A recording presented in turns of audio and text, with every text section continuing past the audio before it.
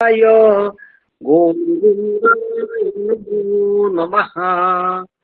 नमामि सद्गुरुं शान्तं सच्चिदानन्दविग्रहम् पूर्णब्रह्म परानन्दम् ईशमान्तिवल्लभम् रत्नाकराधौतपदाम् हिमालयकिरीटिनीम् ब्रह्मराजर्षिरत्नाढ्याम् वन्दे भारतमातरम्।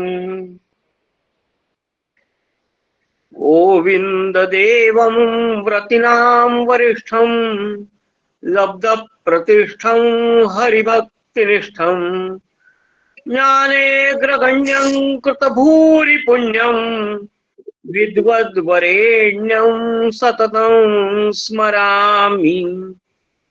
विद्वद्वरेण्यं मनसा स्मरामि।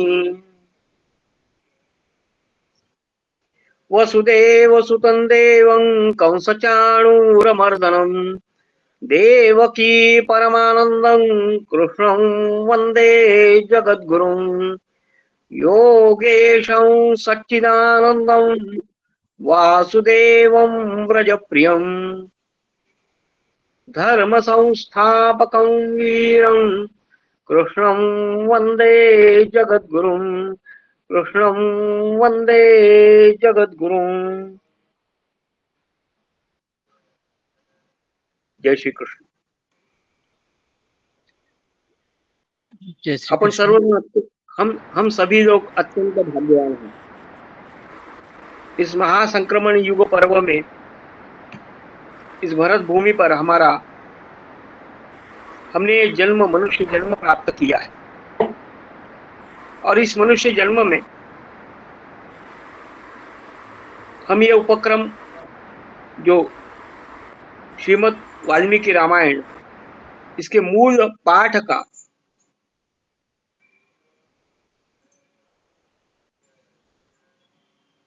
जो उपक्रम हमने शुरू किया है, सद्य दीनताई रस्तोगी आदरणीय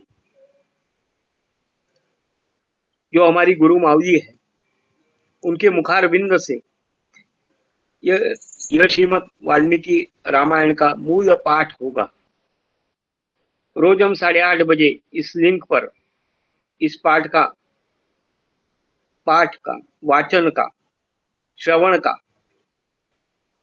और साथ साथ में हम भी वाचन कर सकते हैं।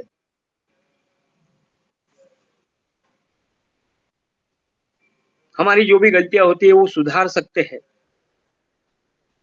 और फिर एक बार हम कैसे वाचन कर सकते हैं, अपने आप में पाठ कैसे कर सकते हैं, इसके लिए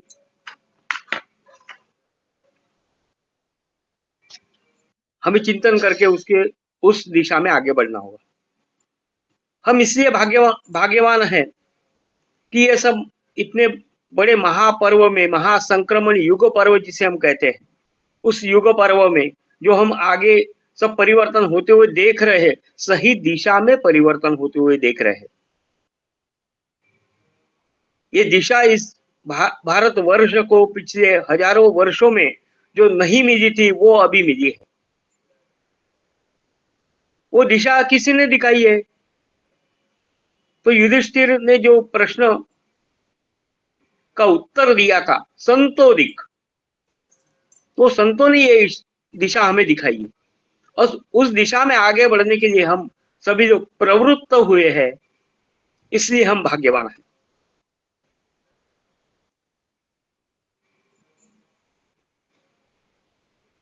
महर्षि वाल्मीकि जी ने हम आद्य कवि बोल के मानते हैं, यह मान्यता है उनकी।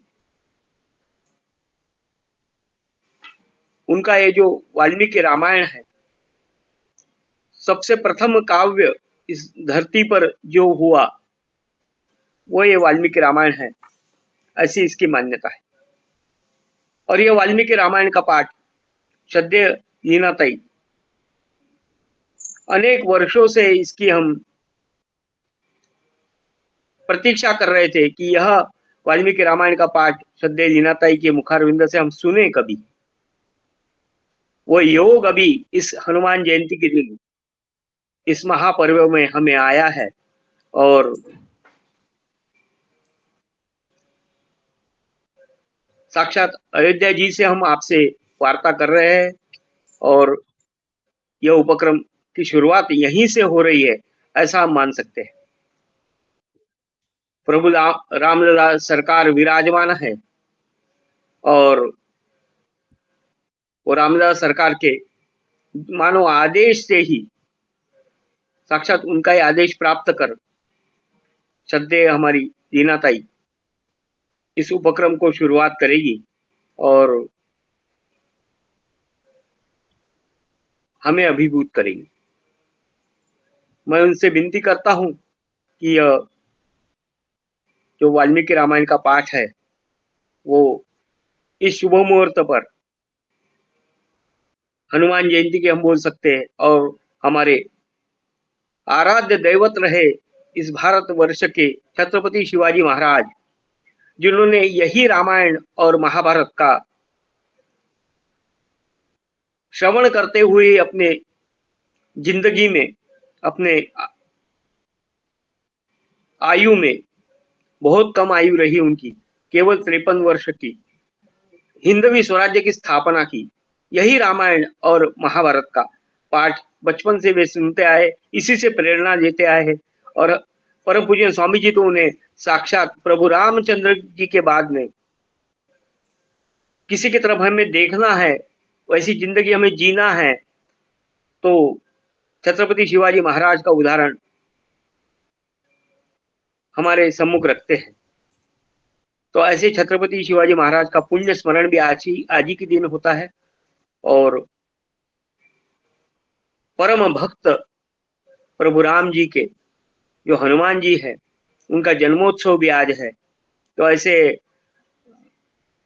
पावन पर्व पर श्रद्धेय दीनाताई से हमारी गुरु मावली है, उनसे हम विनती करते हैं कि ये वाल्मीकि रामायण का पाठ वो शुभारंभ करे और हमें आशीर्वाद दे। जय श्री राम। कूजंतम राम रामेति मधुरम मधुराक्षरम आरुह्य कविता शाखां वंदे वाल्मीकि कोकिलम। आपदामपहर्तारं दातारं सर्वसंपदां लोकाभिरामं श्रीरामं भूयो भूयो नमामि। राम रामेति रमे मनोरमे सहस्रनाम तत्तुल्यं राम नाम वरानने राम नाम वरानने राम नाम वरानने। जय श्री राम।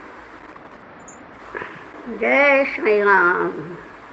वर्णानामर्थसङ्घानां रसानां छन्दसामपि मङ्गलानां च कर्तारौ वन्दे वाणी विनायकौ।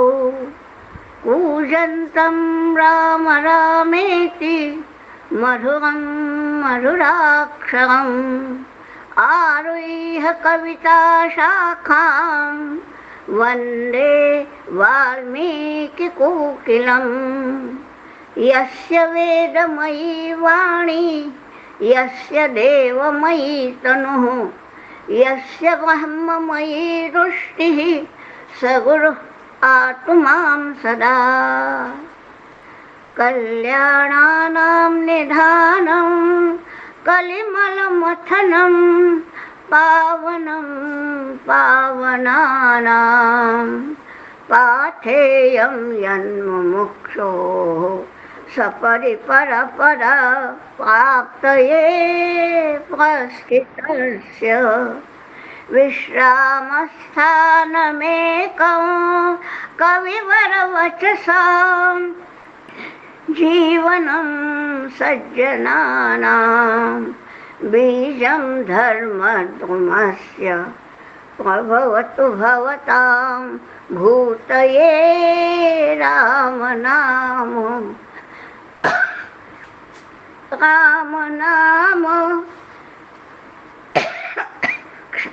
क्षम्यताम्।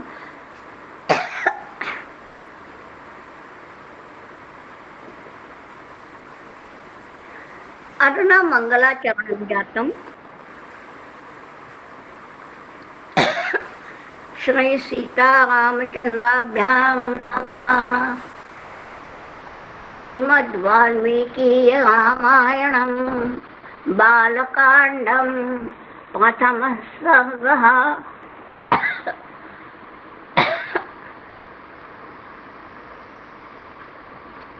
ॐ तपस्वाध्यायनिरतं तपस्वी वाग्विदाम्बरं नारदं परिपप्रच्छ वाल्मीकिर्मुनिपुङ्गवम् कोऽन्वस्मिन् साम्प्रतं लोके गुणवान् कश्च वीर्यवान् धर्मज्ञश्च कृतज्ञश्च सत्यवाक्यो दृढव्रतः चारित्रेण च को युक्तः सर्वकः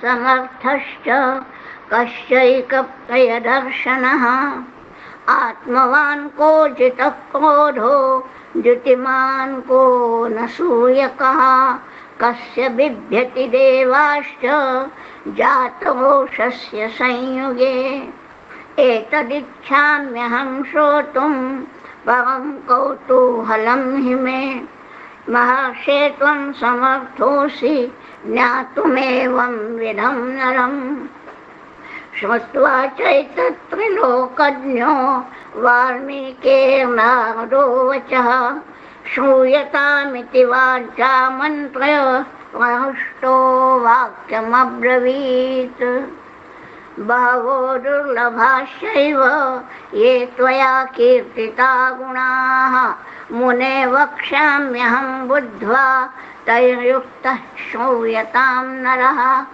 इक्ष्वाकुवंशप्रभवो रामो नाम जनैः श्रुतः नियतात्मा महावीर्यो द्युतिमान् श्रुतिमान् वशी बुद्धिमान् नीतिमान् वाग्मी श्रीमान् शत्रुनिबर्हणः विपुलांसो महाबाहो कम्बुग्रीवो महाहनुः महोहस्को महेश्वासो गूढचतुररिन्दमः आजानुबाहुः सुशिराः सुललाटः सुविक्रमः समः समविभक्ताङ्गः स्निग्धवर्णः प्रतापवान् पीनवक्षा विशालाक्षो लक्ष्मीवान् शुभलक्षणः धर्मज्ञः सत्यसङ्घश्च प्रजानां च हिते रतः यशस्वी ज्ञानसम्पन्नः शुचिर्वक्षः समाधिमान् प्रजापतिसमश्रयमान् धाता पुनिषूदनः रक्षिता जीवलोकस्य धर्मस्य परिरक्षिता रक्षिता स्वस्य धर्मस्य स्वजनस्य च रक्षिता वेदवेदाङ्गतत्त्वज्ञो धनुर्वेदे च निष्ठितः सर्वशास्त्रार्थतत्त्वज्ञः स्मृतिमान् प्रतिभानवान् सर्वलोकप्रियः साधुः अदीनात्मा विचक्षणः सर्वदाभिगतः सद्भिः समुद्र इव सिन्धुभिः आर्यः सर्वसमश्चैव सदैव प्रियदर्शनः स च सर्वगुणोपेतः कौसल्यानन्दवर्धनः समुद्र इव गाम्भीर्ये धैर्येण हिमवानिव विष्णुना सदृशो वीर्ये सोमवत्प्रियदर्शनः कालाग्निसदृशः क्रोधे क्षमया पृथिवी समः धनदेन समस्त्यागे सत्ये धर्म इवापरः तमेवं गुणसम्पन्नं रामं सत्यपराक्रमं ज्येष्ठं ज्येष्ठगुणैर्युक्तं प्रियं दशरथस्सुतं प्रकृतीनां हितैर्युक्तं प्रकृतिप्रियकाम्यया यौवराज्येन संयोक्तम् ऐच्छत्प्रीत्या महीपतिः तस्याभिषेकसंभारान् दृष्ट्वा भार्याथ कैकेयी पूर्वं दत्तवरा देवी वरमेनम् अयाचत विवासनं च रामस्य भरतस्याभिषेचनं स सत्यवचनाद् राजा धर्मपाशेन संयतः विश्वासयामास सुतं रामं दशरथप्रियं स जगाम वनं वीरः प्रतिज्ञामनुपालयन् पितुर्वचन निर्देशात् कैकेय्याः प्रियकारणात् तं व्रजन्तं प्रियो भ्राता लक्ष्मणोऽनुजगामः स्नेहाद्विनयसम्पन्नः सुमित्रानन्दवर्धनः भ्रातरं दयितो भ्रातुः सौभ्रात्रमनुदर्शयन् रामस्य दयिता भार्या नित्यं प्राणसमाहिता जनकस्य कुले जाता देवमायेव निर्मिता सर्वलक्षणसम्पन्ना नारीणामुत्तमा वधूः सीताप्यनुगता रामं शशिनं रोहिणी यथा पौरैरनुगतो दूरं पित्रा दशरथेन च शृङ्गवेरपुरे सूतं गङ्गाकूले विसर्जयत् गोमासाद्य धर्मात्मा निषादाधिपतिं प्रियं गुहेन सहितो रामो लक्ष्मणेन च सीतया ते वनेन वनं गत्वा नदीस्तीर्त्वा बहूदकाः चित्रकूटमनुप्राप्य भरद्वाजस्य शासनात् रम्यम् आवसथं कृत्वा रममाणा वने त्रयः देवगन्धर्वसङ्काशास्तत्र ते न्यवसन् सुखम् चित्रकूटं गते रामे पुत्रशोकातुरस्तदा राजा दशरथः सर्गं जगाम विलपन् सुतम् गते तु तस्मिन् भरतो वसिष्ठप्रमुखैर्द्विजैः नियुज्यमानो राज्याय नैच्छद्राज्यं महाबलः स जगाम वनं वीरो रामपादप्रसादकः गत्वा तु स महात्मानं रामं सत्यपराक्रमम् अयाचद्भ्रातरं रामम् आर्यभावपुरस्कृतः त्वमेव राजा धर्मज्ञ इति रामं वचो ब्रवीत् रामोऽपि परमोदारः सुमुखः सुमहायशाः न चैच्छत् पितुरादेशात् राज्यं रामो महाबलः पादुके चास्य राज्याय न्यासं दत्त्वा पुनः पुनः निवर्तयामास ततो भरतं भरताग्रजः सकाममनवाप्यैव रामपादा उपस्पशन् नन्दिग्रामे करोद्राज्यं रामागमनकाङ्क्षया गते तु भरते श्रीमान् सत्यसन्धो जितेन्द्रियः रामस्तु पुनरालक्ष्य नागरस्य जनस्य च तत्रागमनमेकाग्रो दण्डकान् प्रविवेशः प्रविश्यतु महारण्यं रामो राजीवलोचनः विराधं राक्षसं हत्वा शरभङ्गं ददर्शः सुतीक्ष्णं चाप्यगस्त्यं च अगस्त्यभ्रातरं तथा अगस्त्यवचनाच्चैव जग्राहेन्द्रं शरासनं खड्गं च परमप्रीतस्तूणीं चाक्षयसायकौ वसतस्तस्य रामस्य वने वनचरैः सह ऋषयोऽभ्यागमत् सर्वे वधायासुरराक्षसाम् स तेषां प्रतिशुश्राव राक्षसानां तदा वने प्रतिज्ञातश्च रामेण वधः संयति राक्षसां ऋषीणामग्निकल्पानां दण्डकारण्यवासिनां तेन तत्रैव वसता जनस्थाननिवासिनी विरूपिता शूर्पणखा राक्षसी कामरूपिणी। ततः शूर्पणखा वाक्यात् उद्युक्तान् सर्वराक्षसान् खरं त्रिशिरसं चैव दूषणं चैव राक्षसं निजघान रणे रामस्तेषां चैव पदानुगान्। वने तस्मिन् निवसता जनस्थाननिवासिनां राक्षसां निहतान्यासन् सहस्राणि चतुर्दश।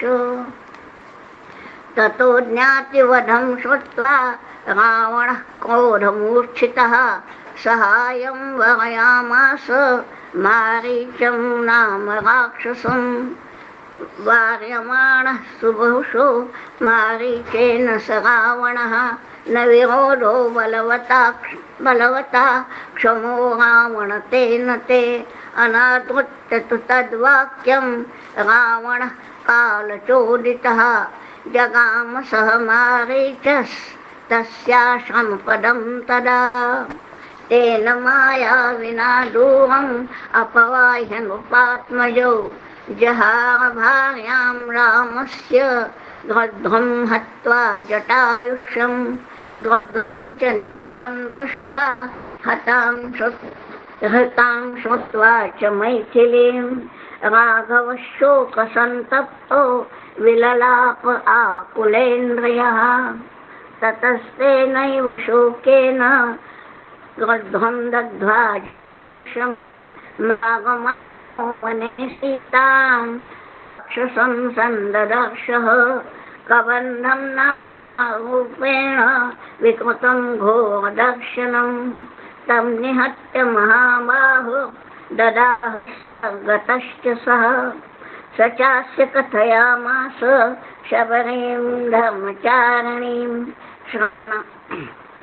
श्रवणां निपुणं जगत्तेजाः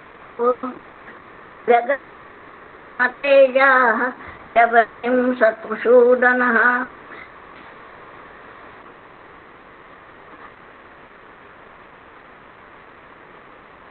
तेजाः शबरीं शत्रुसूदनः शबर्या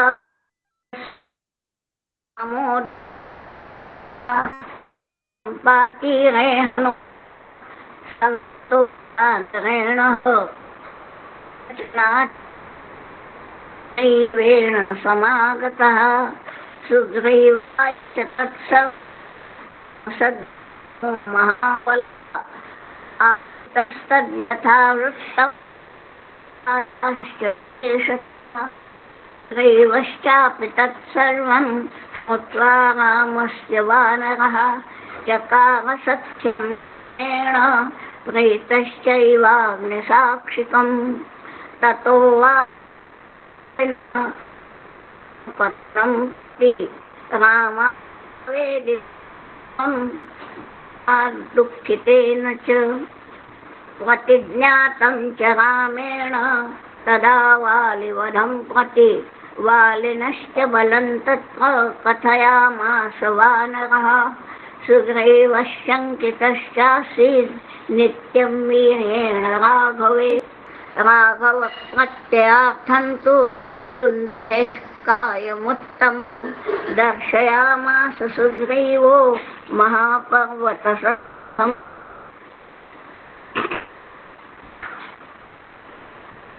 उत्स्मयित्वा महाबाहुः क्लैक्ष्य महाबलः पादाङ्गुष्ठेन चिक्षेप सम्पूर्णं दशयोजनं।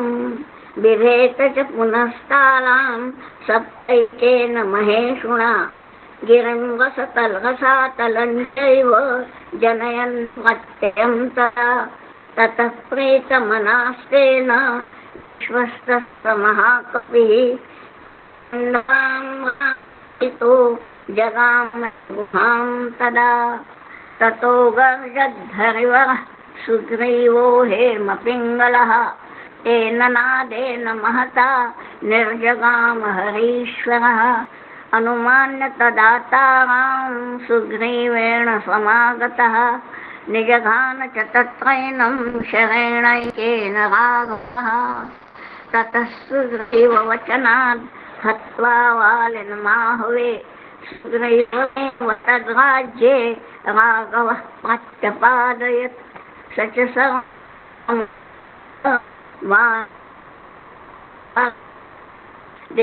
प्रस्थापयामास विवक्षुर्जनकात्मजाम् ततो वृद्धस्य वचनात् सम्पाते हनुमान् बलि शतयोजनविस्तीर्णम् उपप्लुवे लवणार्णवम् तत्र लङ्कां समासाद्य पुरीं रावणपालितां ददर्श सीतां ध्यायन्तीम् अशोकवनिकां गतां निवेदयित्वाभिज्ञानं प्रवृत्तिं विनिवेद्य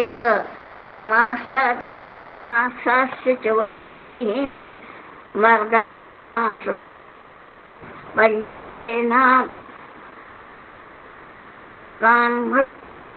सप्तमन्त्रसुतानपि त्वमक्षं च निष्पृश्य द्रोणं समुपागतः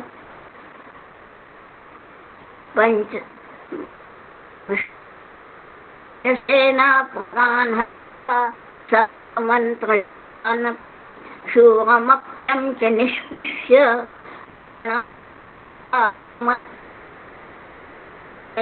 मुक्तमात्मानं तत्त्वा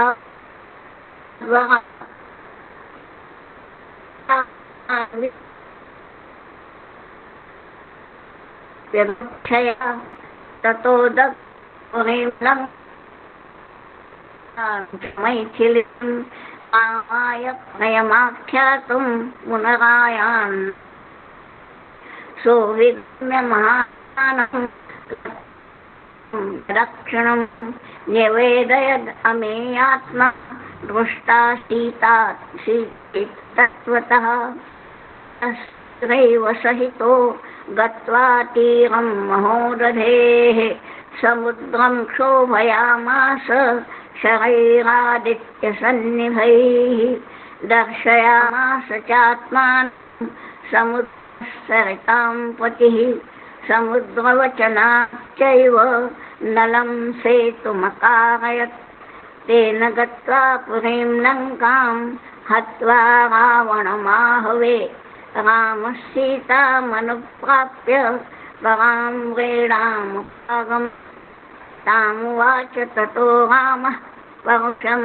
जनपदि अमुष्यं सीता देशजलनं सती ततो विवचनातां ज्ञात्वा विगतकल्मषां कर्मणा तेन महता त्रैलोक्यं सचराचरं सदेवर्षिगणं तुष्टं राघवस्य महात्मनः बभौ रामः सम्पुष्टः पूजितः सर्वदैवतैः अभिषिच्य च लङ्कायां राक्षसेन्द्रं विभीषणं कृतकृत्यस्तदा रामो विज्वरः प्रमुमोदः देवताभ्यो वरं प्राप्य समुत्थाप्य च वानरान् अयोध्यां प्रस्थितो रामः पुष्पकेण सुहृद्युतः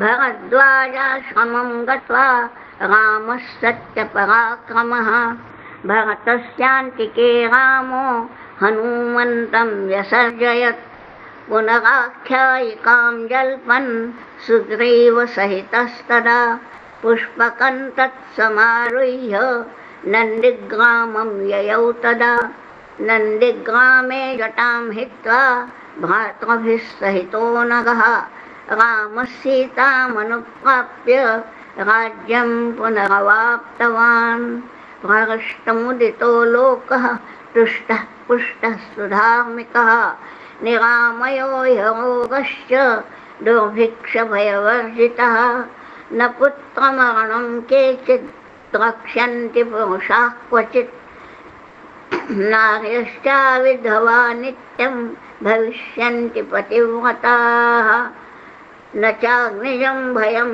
किञ्चित् न अप्सु मज्जन्ति जन्तवः न वातजं भयं किञ्चित् नापि ज्वरकृतं तथा न चापि क्षुद्भयं तत्र न तस्करभयं तथा नगराणि च राष्ट्राणि धनधान्ययुतानि च नित्यं प्रमुदिताः सर्वे यथा कृतयुगे तथा अश्वमेधशते हृष्ट्वा तथा बहुसुवर्णकैः गवां कोट्ययुतं दत्त्वा विद्वद्भ्यो विधिपूर्वकम् असङ्ख्येयं धनं दत्त्वा ब्राह्मणेभ्यो महायशाः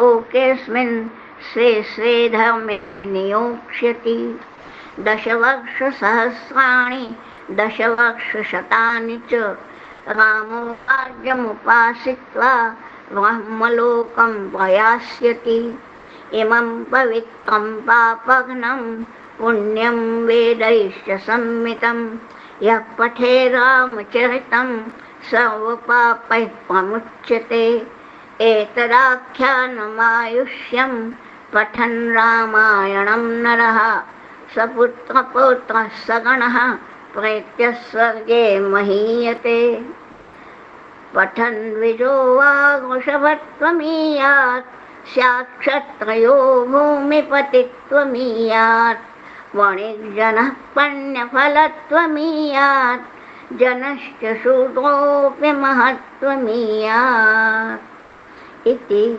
आर्षे श्रीमद् रामायणे वाल्मीकीये आदिकाव्ये बालकाण्डे प्रथमः सर्गः। अथ द्वितीयः सर्गः।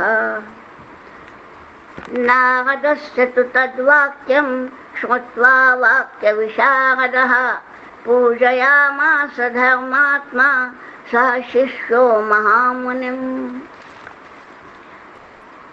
यथावत् पूजितस्तेन देवर्षिर्नारदस्तथा आपृच्छेवाभ्यनुज्ञातः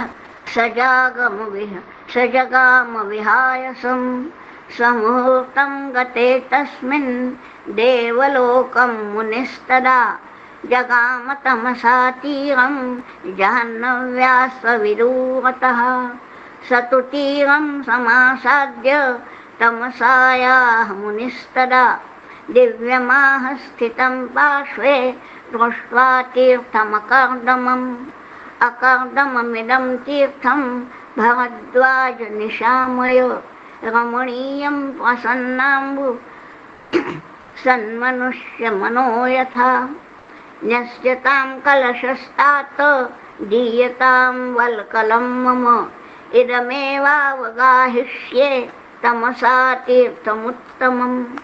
एवमुक्तो भरद्वाजो वाल्मीकेन महात्मना प्रायच्छत मुनेस्तस्य वल्कलं नियतो गुरोः स शिष्यहस्तादादाय वल्कलं नियतेन्द्रियः विचचारः पश्यंस्तत् सर्वतो विपुलं वनं तस्याभ्यासे तु मिथुनं चरन्तमनपायनं ददर्श भगवांस्तत्र क्रौञ्चयोश्चारुनिस्वनं तस्मात् तु मिथुनादेकं पुमांसं पापनिश्चयः जघान वैरनिलयो निषादस्तस्य पश्यतः तं शोणितपरीताङ्गं चेष्टमानं महीतले भार्या तु निहतं दृष्ट्वा रुराव करुणां गिरम्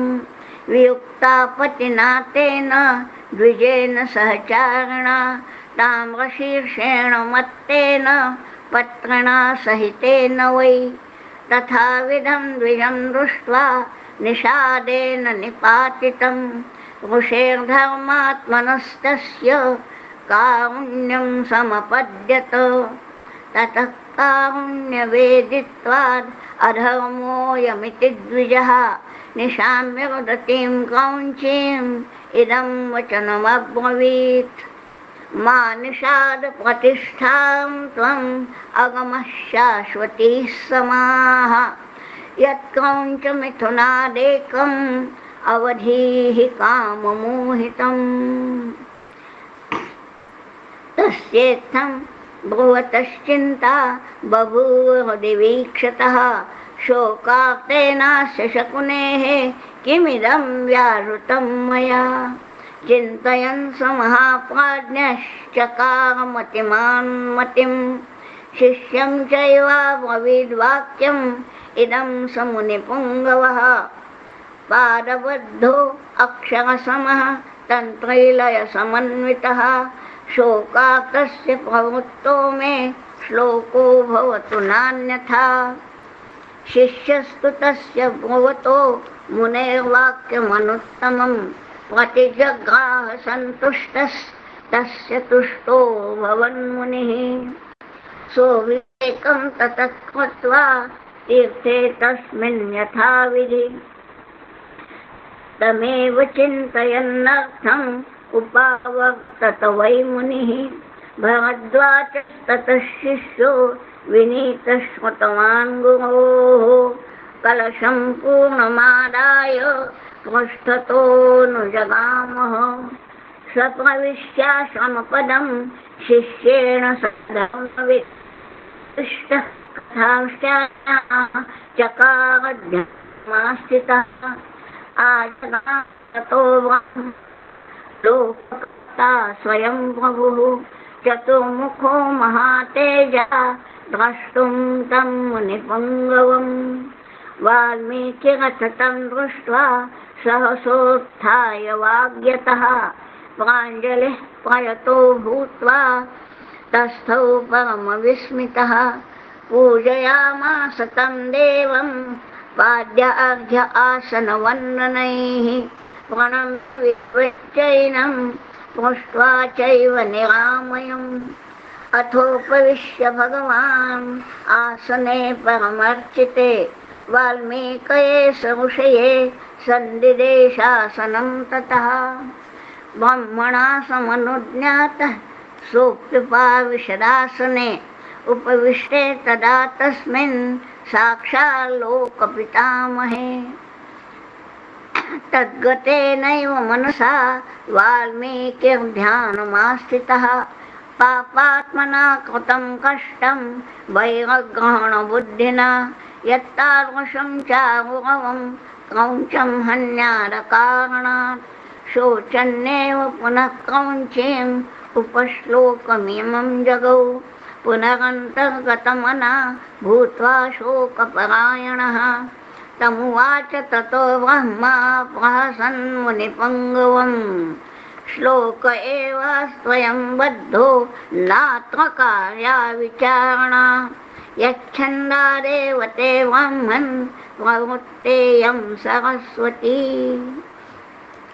रामस्य चरितं कृत्स्नं कुरुत्वं ऋषिसत्तम धर्मात्मनो भगवतो लोके रामस्य धीमतः वृत्तं कथय धीरस्य यथा ते नारदात् श्रुतं रहस्यं च प्रकाशं च यद्वृत्तं तस्य धीमतः रामस्य सह सौमित्रे राक्षसानां च सर्वशः वैदेह्याश्चैव यद्वृत्तं प्रकाशं यदिवारः तच्च अपि अविदितं तच्चाप्याविदितं सर्वं विदितं ते भविष्यति न ते वागनुता काव्ये काचिदत्र भविष्यति कुरु रामकथां पुण्यां श्लोकबद्धां मनोरमां यावत् स्थास्यन्ति गिरयः सरितश्च महीतले तावद् रामायणकथा लोकेषु प्रचरिष्यति यावद् रामस्य च कथा त्वत्कृता प्रचरिष्यति तावदूर्ध्वम् अधश्च त्वं मल्लोकेषु निवत्स्यसि इत्युक्त्वा भगवान् ब्रह्मा तत्रैवान्तरधीयत ततः स शिष्यो भगवान् मुनिर्विस्मयमाययौ तस्य शिष्यास्ततः सर्वे जगुश्लोकमिमं पुनः मुहुर्मुहुः प्रीयमाणाः प्राहुश्च वशविस्मिताः समाक्षरैश्चतुर्भिर्यः पादैर्गीतो महर्षिणा सोऽनुव्याहरणाद् भूयः शोकः श्लोकत्वमागतः तस्य बुद्धिरियं जाता महर्षेर्भावितात्मनः कृत्स्नं रामायणं काव्यम् ईदृशैः करवाण्यहम् उदारवृत्तार्थपदैर्मनोरमैः तदास्य रामस्य चकार कीर्तिमान् समाक्षरैः श्लोकशतैर्यशस्विनो यशस्करं काव्यमुदारदर्शनः तदुपगतसमाससन्धियोगं सममधुरोपनतार्थवाक्यबद्धं रघुवरचरितं मुनिप्रणीतं दशशिरसश्च वधं निशामयध्वम् इति आशे श्रीमद् रामायणे वाल्मीकीये आदिकाव्ये बालकांडे द्वितीयः सर्गः। अथ तृतीयः सर्गः। अभी यहीं तक लेंगे, यहीं तक लेकर समापन करेंगे आज का। अस्तु।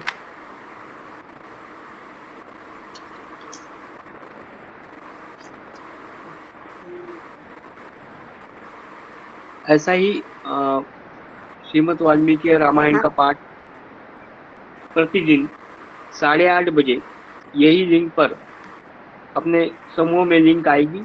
दूसरी यदि होगी कुछ बदल होगा उसमें तो लिंक अपने समूह पर आएगी। उसी ढंग से जैसा आज हुआ वैसे ही रोज नित्य दैनंदिन यह पाठ, मूल पाठ जिसे हम बोलते हैं, वह होगा। हम सभी लोग उसका श्रवण लाभ लेंगे, ऐसे मैं सबसे विनती करता हूँ। इसके पश्चात दूसरे दिन जैसा कल का दिन रहेगा, आज का जो भी पाठ हुआ है उसका हिंदी भाषा में उसका पाठ जो रहेगा वो कल अर्थ का जैसा हम हो सकते हैं उसे, वो कल दोपहर को 5 बजे रहेगा। उसकी लिंक जो है वो अपने समूह पर आएगी। सभी लोग उसमें जुड़ेंगे ताकि जैसा आज संस्कृत में पाठ हुआ है उसका अर्थ पाठ जिसे हम बोल सकते हैं, वो कल 5 बजे, ऐसा दोनों पाठ ये संलग्न रहेगी। एक दिन संस्कृत रहेगा, उसका अर्थ पाठ दूसरे दिन हिंदी में होगा, वो 5 बजे रहेगा दोपहर को, और ये 8:30 बजे हम लोग इसमें जुड़ेंगे। जय श्री राम। जय श्री राम। लीनाताई कुछ प्रार्थना देनी है तो ले सकते हैं। जय श्री राम। जय श्री राम।